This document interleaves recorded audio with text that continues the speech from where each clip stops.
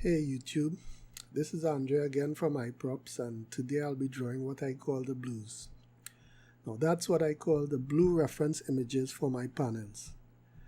As I did in the video before, I've included a camera angle of me drawing on my Huion tablet monitor for those of you who are interested in that kind of stuff. So, this is an inking of the reference images I created in a program called Cinema 4D, which is an all-around great 3D application. It does everything from automatic rigging of characters to sculpting. For those of you that are unsure of what I am talking about, I'll place a link below to those tutorials that I did previously. In a nutshell, what I do is create these characters and environments in 3D. I then position the camera in the software to get the right angle for the shot, just as if I was filming them for a movie. Like I said before, this system would be great for doing storyboards for a movie. It would save a lot of time.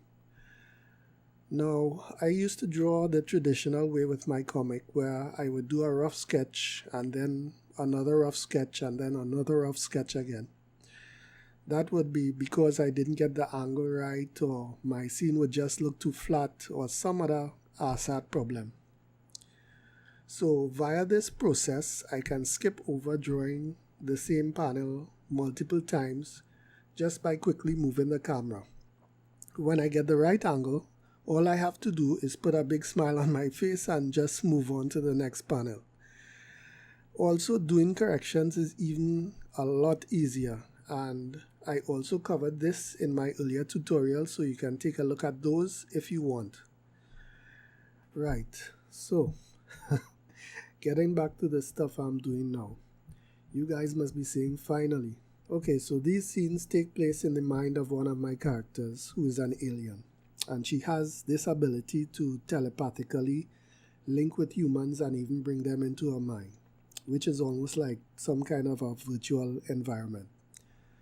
So the two stumble upon this creature that exists in this environment and begin to interact with him, her, it. I don't know. Maybe you guys can give me some advice on that.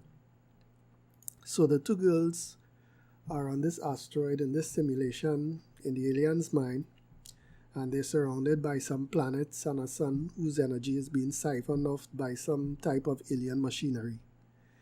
Now in the first panel of the drawing, the alien Wednesday greets the creature, and in the second panel she passes it off to the second character, her sister, that is in this environment with her. So when I create a page in Photoshop, what I do, I usually do all the rough sketches or panels. Then I move on to doing the wireframe renders based on the Photoshop rough sketches in my 3D application. I create a different scene in my 3D application for each of the panels and then render them out in wireframe. So after I place all these rendered panels from my 3D application back into Photoshop, I then go on to the process of placing the text bubbles on each of these panels. I wouldn't lie, I love to draw. So text bubbles are the most boring part of the whole procedure. Because, I mean, come on. It's not as visually appealing as, seeing your actual artwork on your page. So sometimes I regretfully say I cheat a little and do the panels last.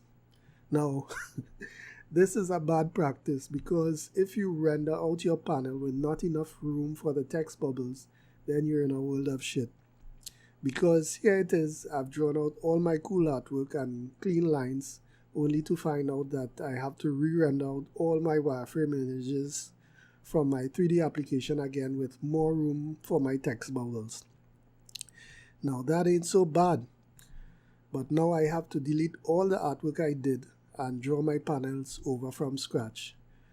So it's always better to have a good system for doing your artwork and stick to it. The best practice, I guess, is to do the text bubbles even before doing the rough sketches. Okay, well guys, thanks for watching.